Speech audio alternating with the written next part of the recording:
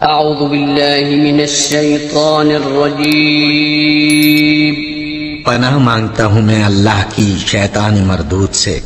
بسم اللہ الرحمن الرحیم شروع اللہ کا نام لے کر جو بڑا مہربان نہایت رحم والا ہے۔ نحمدہ ونصلی علی رسول الکریم، اما بعد، السلام علیکم اللہ وبرکاتہ۔ پیارے دوستو اور پیارے بھائیو، اسلامی ویڈیو شروع کرنے سے پہلے دنیا کے تمام مسلمان بہن بھائی دوست احباب، بڑے چھوٹے عزیزوں سے دوستوں سے گزارش ہے کہ ہماری ویڈیو شروع کرنے سے پہلے ویڈیو کو لائک اور سبسکرائب ضرور کریں اور ساتھ لگے گھنٹی کے بٹن کو ضرور دبائیں تاکہ جو بھی ہم اچھی اسلامی ویڈیو آپ دوستوں کے بھائیوں کے نظر کریں گے تو آپ کو اس کا نوٹیفیکیشن ملتا رہے اور آپ دینی ویڈیو اور اسلامی ویڈیو سن کر اس سے فلاح پائیں۔ تو چلیے ناظرین، نیکسٹ ویڈیو کی جانب چلتے ہیں۔ ویڈیو واقعہ حدیث نمبر 61، موضوع ہے رسول پاک صلی اللہ علیہ وآلہ وسلم کے پاس کہ رسول پاک صلی اللہ علیہ وآلہ وسلم کی والدہ کی قبر کے پاس جا کر رونا۔ صحیح مسلم مسند احمد سے یہ پیاری حدیث نمبر 61 لی گئی ہے۔ تو اللہ پاک آپ کو نیک اعمال نیک کام کرنے کی توفیق عطا فرمائے۔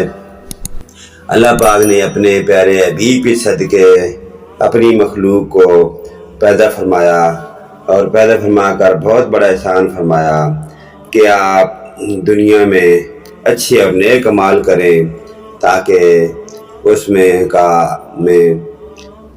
آپ آخرت میں اس کا اچھا اور نیک صلاح پائیں، تاکہ جس سے میری ذات بھی راضی ہو اور میرا پیارا حبیب بھی راضی، لوگوں سے اچھی اور بھلائی کریں، اپنے پڑوسیوں کے حق اور حقوق کا خیال کریں، زکوٰۃ دیں، صدقہ خیرات دیں تاکہ اس میں آپ آخرت میں اس کا اچھا اور نیک صلاح پائیں۔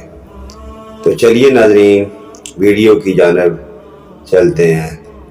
صحیح مسلم مسند احمد وغیرہ میں حضرت ابو ہریرہ رضی اللہ عنہ اور حضرت بریرہ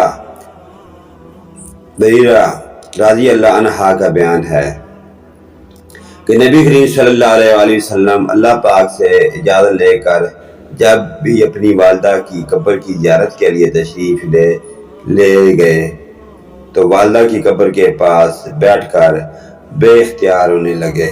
رسول پاک صلی اللہ علیہ وآلہ وسلم ساتھ جو صحابہ کرام رضوان اللہ اجمعین تھے وہ بھی آپ صلی اللہ علیہ وآلہ وسلم کو روتے دے کر بے اختیار رو پڑے۔ راویہ بریرت رضی اللہ عنہ کا بیان ہے کہ ہم نے رسول پاک صلی اللہ علیہ وآلہ وسلم کو اتنا روتے ہوئے کبھی بھی نہ دیکھا تھا جتنا نبی کریم صلی اللہ علیہ وآلہ وسلم اپنی والدہ قبر کے پاس بیٹھ کر روئے۔ ناظرین کرام، اللہ پاک ہمیں آخرت کی فکر کرنے کی توفیق عطا فرمائے اور جزا خیر عطا فرمائے۔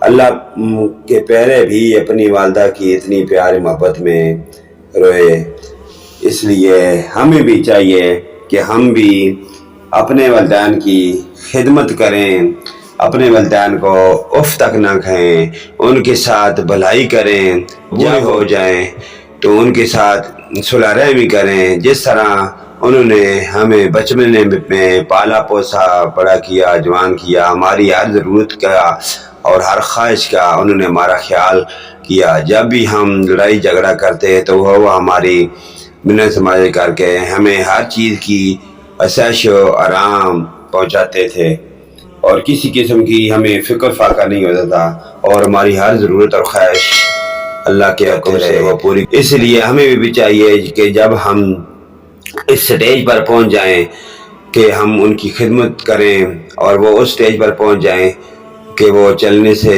قاصر ہو جائیں، تو ہمیں بھی چاہیے کہ ان کی خدمت خلق کریں.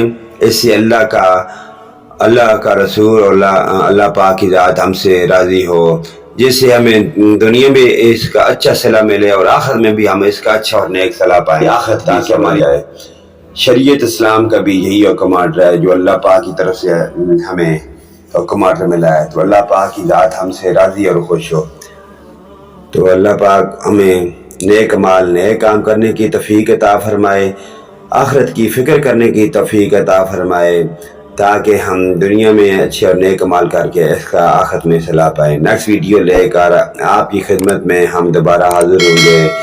آمین ثم آمین یا ربی. وآخرنا دعوانا ان الحمد للہ رب العالمین.